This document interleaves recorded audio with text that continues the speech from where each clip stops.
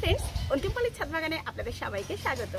আর আজকে যা চকচকে রোদ উঠেছে, ওই যে পেছনের আকাশটা দেখে আপনারা বুঝতে পারছেন যে কিরকম পরিষ্কার আকাশ আর কি রোদ উঠেছে। কিন্তু আজকে হাওয়াও আছে প্রচুর, আর হাওয়াটা ঠান্ডাও আছে।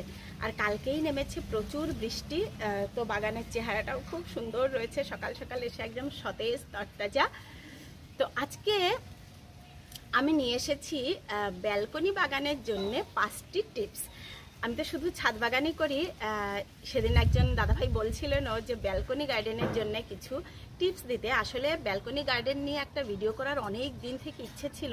ভেবেছিলাম আমি নিজেই একটা গার্ডেন সাজিয়ে তারপর সেটাকে প্রেজেন্ট করব, কিন্তু সেটা করতে গেলে অনেকটা সময়েরও ব্যাপার, আর এতখানি সময় আসলে আমি দিতে পারছি না। তো চলুন, যারা ব্যালকনি গার্ডেন করছেন আর যাদের হাতে এতটা জায়গা নেই, তো তারা কিভাবে করবেন, অল্প জায়গার মধ্যে কিভাবে অর্গানাইজ হতে খুব সুন্দরভাবে কিন্তু ব্যালকনি বাগানও করা যায়। তো চলুন সেটা আপনাদেরকে একটু শেয়ার করি। আর তার জন্য প্রথমেই চলুন আমার একটা ব্যালকনিতে। চলুন, অল্প জায়গার মধ্যেও যদি গুছিয়ে আপনারা করতে পারেন তাহলে কিন্তু ব্যালকনিতেও খুব সুন্দর গার্ডেন হতে পারে। ব্যালকনি যাওয়ার পথে পড়ে গেল এই যে আমার আর একটা ফেভারিট জায়গা, যেটা আমি মাঝে মাঝেই বলি যে আমার একটা বিজনেস আছে। তো এটা হচ্ছে আমার সেই বিজনেসের জায়গা। তো চলুন আগে ব্যালকনিতে যাই। আর তো এটা হচ্ছে আমার দোতলার পেছন দিকের ব্যালকনি, আর আমার পুরো দোতলাটাই হচ্ছে বিজনেস। তো এই ব্যালকনিটাই খুব একটা আশা হয় না, মানে কতদিন পর এলাম আমি নিজেই হয়তো বলতে পারবো না। তো দেখছি অনেকটা বেশ নোংরাও রয়েছে, ওই মাঝে মাঝে একটুখানি ধুয়ে দেয়, অনেক দিন মনে হচ্ছে পরিষ্কার হয়নি। তো যাই হোক, এই ব্যালকনিটায় এরকম যদি আপনাদের কাছে ব্যালকনি থাকে, এটা যেমন বেশ বড় সাইজেরই একটা ব্যালকনি। আর যখন আপনারা ব্যালকনি গার্ডেন করবেন তখন কিন্তু খুব অর্গানাইজ ওয়েতে করতে হবে, কারণ ছাদে যেমন অনেকটা জায়গা থাকে যেখানে সেখানে ছড়িয়ে ছিটিয়ে আমরা গাছপালা রাখতে পারি, এখানে ওখানে যেমনভাবে দেখতে পান যে আমি রাখি সেরকমভাবে রাখা যায়। কিন্তু ব্যালকনি হলে সেটা একদমই করা যাবে না, কারণ ব্যালকনিতে জায়গা থাকে একদম অল্প। তাই সেখানে কিন্তু খুব মেপে আপনাকে, যখন আপনি গার্ডেনটা প্রথম শুরু করবেন তখন থেকেই খুব বুঝে শুনে আপনাকে গাছ রাখতে হবে, সেই রকম গাছ কিনতে হবে, সেই রকম সব জায়গাগুলোকে ইউজ করতে হবে। তো সেই সব নিয়েই আজকে আপনাদের কাছে চলে এসেছি, যে কিভাবে আপনারা অল্প জায়গার মধ্যেও অনেক বেশি গাছ করতে পারেন। চলুন একবার দেখে নিই। তো আপনাদের জন্য যে 5টি পয়েন্ট নিয়ে এসেছি ব্যালকনি গার্ডেনের জন্য, তার প্রথম পয়েন্ট হচ্ছে গাছ নির্বাচন। আপনি ব্যালকনিতে কি করতে চান? অনেকে ফুল গাছ ভালোবাসেন, অনেকে ইনডোর প্ল্যান্ট করতে চান, আবার অনেকে সবজি করতে চাইছেন। তো এক এক গাছের জন্য কিন্তু সেট আপটা একটু আলাদা আলাদা হবে। তো সবজি করতে চাইলে সবসময় একটু বেশি মাটির প্রয়োজন হয়। তো কি কি সবজি আপনারা ব্যালকনিতে করতে পারেন? অ্যাকচুয়ালি সব সবজি কিন্তু ব্যালকনিতে করা যেতে পারে। সেটা এই যে লাউ, কুমড়ো, উচ্ছে, ডাঁটা, মানে যেই সবজি আমরা ছাদ বাগানে করছি, যেগুলো আপনারা অনেকেই যারা আমার বন্ধুরা আছেন দেখেন, বা যারা আজকে নতুন দেখছেন তারাও দেখে নিতে পারেন। আমার ছাদ বাগানে যেসব সবজি হয় মোটামুটি সব সবজি কিন্তু এখানে করা যেতে পারে। এই যে এখানে দেখুন, যেমন 20 লিটারের বালতিতে হচ্ছে একটা বেগুন গাছ। এর আগেই কিন্তু এখানে একটা লাউ গাছ হয়েছিল, আর সেখান থেকে আমি খুব সুন্দর একটা লাউ পেয়েছিলাম। তো 12 ইঞ্চি গ্রো ব্যাগ কিন্তু এর থেকেও অনেক বেশি মাটি ধরে, তাহলে সব সবজি কিন্তু 12 ইঞ্চির গ্রো ব্যাগগুলোতে হবে। তো বিভিন্ন রকম সবজির জন্য বিভিন্ন রকম জায়গার প্রয়োজন। এবার হচ্ছে 2 নম্বরে আমি লিখেছি টব নির্বাচন। টবটা আপনারা কিভাবে নির্বাচন করবেন? সবজি হলে কিন্তু সবসময় একটু বড় জায়গা দরকার হয়। সেক্ষেত্রে আমি যে 12 ইঞ্চির গ্রো ব্যাগগুলো আপনারা দেখেছেন যে ব্যবহার করি ছাদ বাগানে, ওই 12 ইঞ্চির গ্রো ব্যাগে কিন্তু খুব সুন্দর সবজি হয়। এই যে এইগুলো, যেমন এই যে 12 ইঞ্চির গ্রো ব্যাগ আপনারা এখন দেখতে পান, এখানে লঙ্কা, বেগুন সব হয়ে গেছে। এগুলো আমি অনেক দিন আগে বেশ তৈরি করেছিলাম।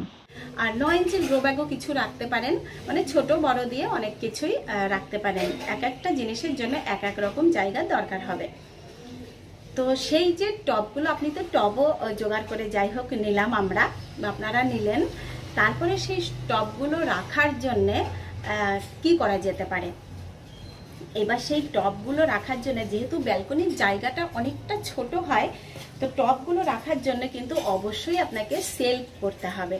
সেলফ যদি প্রথম দিকে আপনি নাও করতে পারেন, নিচে রেখেই করুন, অল্প একটু হাঁটার জায়গা রেখে, কারণ ব্যালকনি খুব বড় তো হয় না, বেশিরভাগ ক্ষেত্রে ওই 3.5 ফুট 4 ফুটের বেশি হয় না।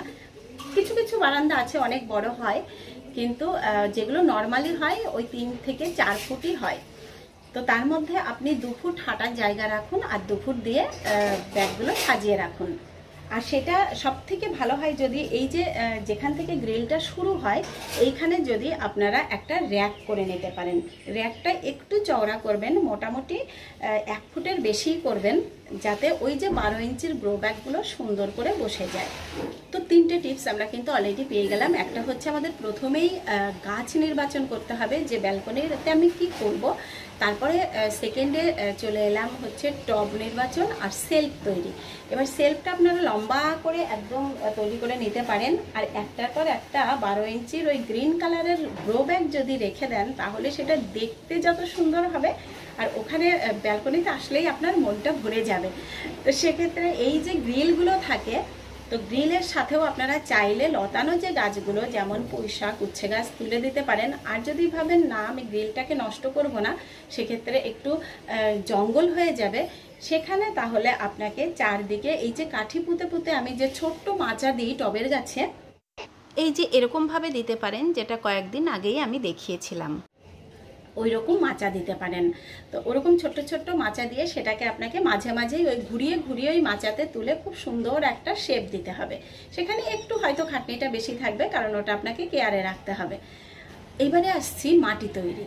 এবার ব্যালকনি গার্ডেনে আপনি যখন সেলফের ওপরে একটা ভারী জিনিস রাখবেন, অতখানি জায়গা নিয়ে অতগুলো ভারী জিনিস, তখন কিন্তু টবটাকে আপনার ভারী করে একদমই তৈরি করা চলবে না। টবটাকে আপনাকে করতে হবে একেবারে লাইট ওয়েট বেড, যেগুলো আমি মাঝে মাঝেই দেখাই, মানে প্রায়ই দেখাই আমার গার্ডেনে। ওপরেও কিন্তু আমি লাইট ওয়েট বেড তৈরি করি। সেক্ষেত্রে লাইট ওয়েট বেড তৈরি করলে কি হয়, যে সরাতে নড়াতে সুবিধা হয়। তো সরাতে নড়াতে এখানে সরানো নড়ানোর অতটা দরকার না পড়লেও মাঝে মাঝে তো একটু ওঠানো নামানো আপনাদের করতেই হবে। তো সেক্ষেত্রে যতটা লাইট হবে ততটা কিন্তু সেটা আপনি ইজিলি গার্ডেনটা করতে পারবেন। কারণ এখন আমাদের প্রত্যেকেরই অনেক রকমের প্রবলেম, ভারী তোলা অনেকেরই নিষেধ থাকে। তো আপনারা যতটা সম্ভব লাইট ওয়েট বেড করুন। আর লাইট ওয়েট বেডের জন্য কোকোপিটটা অবশ্যই আমার মনে হয় ব্যালকনি গার্ডেনে খুব ভালো কাজ দেবে। কোকোপিট, কিচেন ওয়েস্ট এইগুলো দিয়েই আপনারা করতে পারেন। আর খাবার দেবেন এবার তাদের খাবার খোল পচা জল আপনারা দিতে পারেন। খুব বেশি পচানোর দরকার নেই, কারণ ব্যালকনিতে কিন্তু ভীষণ বাজে স্মেল হয়ে যাবে। সেই ক্ষেত্রে আপনারা একটা কাজ করতে পারেন, মাঝে মাঝে শুকনো খোল গুঁড়ো করে সেটা একটুখানি মাটির তলা দিয়ে ছড়িয়ে দিয়ে আবার মাটি চাপা দিয়ে দিতে পারেন। সেক্ষেত্রে কিন্তু আপনারা এই যে একটা বাজে স্মেল হয় সেটার থেকে বাঁচবেন। আর না হলে খোলটা পচিয়ে একদম ভিজিয়ে 3 থেকে 4 দিন ম্যাক্সিমাম রেখে দিয়ে দেবেন, আর ওটাকে রাখবেন না, অল্প করে ভেজাবেন, দিয়ে দেবেন। আর 5 নম্বর হচ্ছে ডেইলি কেয়ার, যেটা সব থেকে এই সবগুলোর থেকেও জরুরি। ডেইলি কেয়ার যে কোনো গাছ লাগান, আপনি ব্যালকনি লাগান, ছাদ বাগান লাগান, তো সেখানে কিন্তু একটা ডেইলি কেয়ারের প্রয়োজন তো অবশ্যই আছে। আপনারা যদি সুন্দরভাবে ডেইলি কেয়ার করতে পারেন গাছটা, প্রত্যেক দিন ওদের কাছে আসলেই আপনি বুঝতে পারবেন ওদের খাবার লাগবে না কি লাগবে, একটু খুঁড়ে দিলেন, তো সেই ক্ষেত্রে গাছটা ভালো হবে। তো আপনারা ব্যালকনি গার্ডেন করুন এরকম করে। আর যেগুলো ছোট ছোট গাছ আপনারা করবেন ব্যালকনিতে, সেগুলো করিয়ে দিতে পারলে সত্যি সত্যি হাতে কলমে খুবই ভালো হতো সেটা। তো সেটা তো যাই হোক করতে পারছি না এই মুহূর্তে, জানি না ভবিষ্যতে করতে পারবো নাকি। এই যে ধনেপাতা কিন্তু আমাদের 12 ইঞ্চি গ্রো ব্যাগের একদম দরকার নেই, কারণ ধনেপাতা আমাদের খুব বেশি দরকার হয় না। সেক্ষেত্রে আপনারা যে কৌটোগুলো থাকে, বিস্কুটের যে কৌটো বা জলের বোতল, কেটে মাঝখানে একটু জায়গা করে নিয়ে, এটা দেখবেন অনেকেই এখন করে, তো ওর মধ্যেই কিন্তু অল্প অল্প করে দিতে পারেন। সেক্ষেত্রে আপনি 2-3টে বোতল রাখুন আর বোতলগুলোকে বাইরের দিকে ঝুলিয়ে দিন। তাহলে আপনার ভেতরে যে জায়গাগুলো থাকলো, ওই যে ছোট ছোট জিনিসের জন্য কিন্তু আপনার ভেতরের জায়গাটা নষ্ট হলো না। সেক্ষেত্রে এমন করে রাখবেন যেন নিচে পড়ে না যায়, কারণ এখন অনেকেই অনেক উঁচুতে থাকেন, সেখান থেকে যদি নিচে কারো মাথায় পড়ে সেটাও একটা কিন্তু প্রবলেম। তো সেই জন্যে ওটাকে খুব সেফটি নিয়ে তৈরি করবেন জিনিসটা, যেন পড়ে না যায় খুলে। আর ওরকমভাবে কিন্তু আপনারা ছোট ছোট বোতল কেটে একদম প্রত্যেকটা গ্রিলের মাথায় মাথায় একটু ফুটো করে, তার সাথে ভালো শক্ত নাইলন বেঁধে বেঁধে ছোট্ট ছোট্ট জিনিস দিয়ে একটা পুরো রো করে দিলেন বোতল কাটা দিয়েই বাইরের দিকটায়।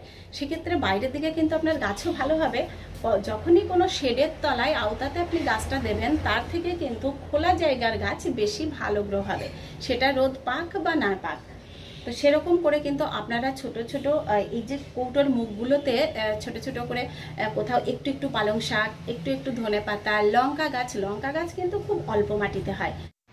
এই দেখুন আমার যেমন এই যে ছোট্ট বোতল কাটা, এখানে বোতলটাকে আমি হাফ করে কেটে নিয়েছিলাম। এটার কিন্তু দুটো ভাগ হয়। আপনাদের যে আমি ব্যালকনিতে দেখাচ্ছি ওটা কিন্তু আপনারা দুটো ভাগই ইউজ করতে পারেন। এই যে এরকম জায়গাতে একটু ফুটো করে নিয়ে ওখানে নাইলনের দড়ি বেঁধে আর গ্রিলগুলোর সাথে এই যে এরকম করে বাইরের দিকে ঝুলিয়ে দিলেন, তাহলেই কিন্তু প্রচুর আপনার একটা রো হয়ে যাবে পুরো এই ছোট্ট বোতলের। আর সেখানে আপনি অনেক সুন্দর সুন্দর গাছ লাগাতে পারবেন, আর সেগুলো সব কিন্তু খুব ভালো হবে।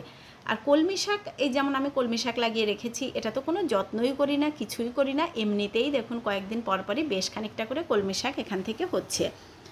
তারপরে এই রকম টবেই কিন্তু এইটুকু মাটিতে লঙ্কা গাছ খুব ভালো হবে, কারণ লঙ্কা গাছ খুব অল্প মাটিতেও কিন্তু হয়। এই যে যেমন আমি সব টবগুলোতে বসিয়ে রেখেছি 8 ইঞ্চি 6 ইঞ্চি সব টবে।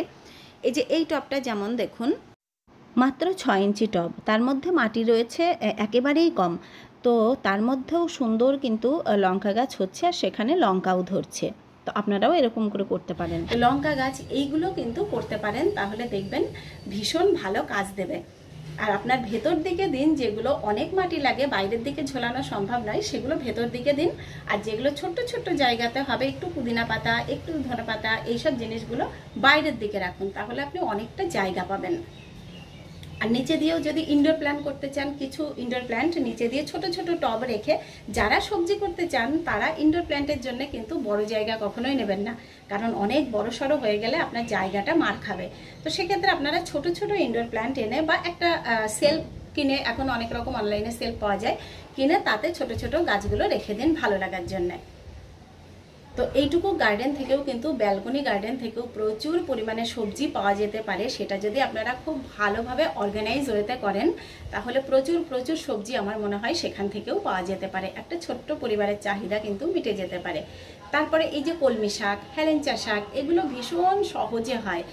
কচু শাক, এগুলো এক একটা গ্রো ব্যাগে আপনি এক একটা করে লাগিয়ে রাখলেন, এগুলো কিন্তু খুব সহজে হতে পারে। তো চলুন, আজকে তো ব্যালকনি গার্ডেনের কিছু টিপস আমার যেগুলো মনে হয় যেগুলো দিয়ে হতে পারে সেগুলো আপনাদের বললাম, কতটা কি কাজে লাগে আপনারা দেখুন। আর চলুন এবার আমাদের ছাদে যাই। আর আবার একটু চলে এলাম ছাদে, আর দেখুন কি দারুণ ফুটছে। এই তো সবে সেদিন আমি এই পর্তুলাকাগুলো বসালাম, তো ওগুলো কিন্তু খুব সুন্দর ফুটতে শুরু করে দিয়েছে। আর যে ছোট ছোট হ্যাঙ্গিং টবগুলো পাওয়া যায়, আপনারা কিন্তু ওইগুলোতে ব্যালকনি গার্ডেনেও এই ফুল গাছগুলো রাখতে পারেন। আর একটু যেটুকুই ফুল হোক, যেটুকুই আপনার সবজি হোক, আপনার ব্যালকনিটা যদি সবুজ হয়ে থাকে, তাহলে কিন্তু আপনার সেখানে একটু দাঁড়াতেও ভালো লাগবে।